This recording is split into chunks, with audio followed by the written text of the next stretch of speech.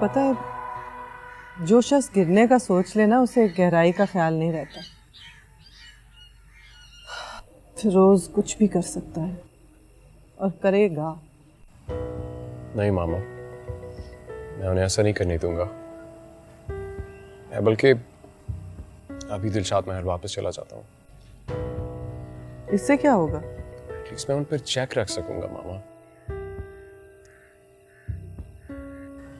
वो अब जो करने का सोच रहे हैं। अपनी माँ को बता देना, शाद महल को आग लगा दूंगा। देखो, अभी वहां जाने की कोई जरूरत नहीं है। पर जो धमकी डैड देकर गए, क्या आपके ख्याल से वो ऐसा करेंगे?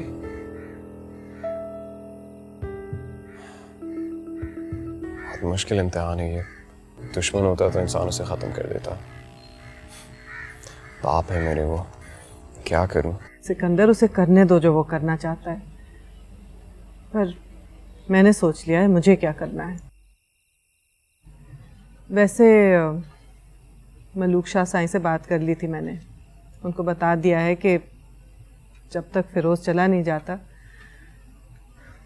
रोही उनके पास हमारी अमानत है।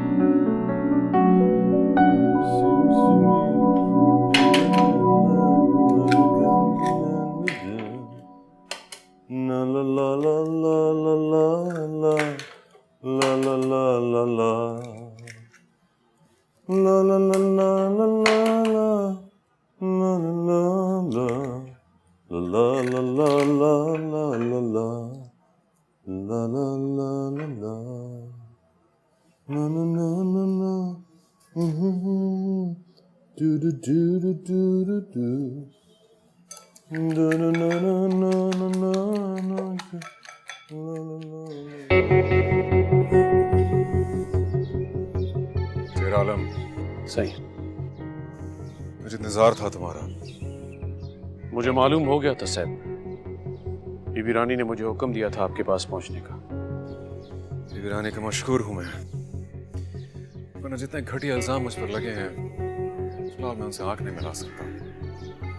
मुझे खुद बहुत हैरत हो रही है साहब।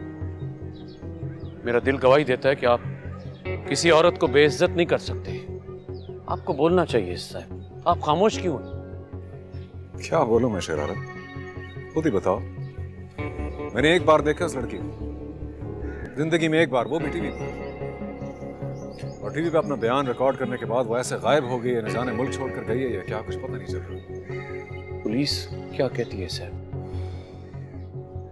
पुलिस और मीडिया का शक सिर्फ एक इंसान पर है,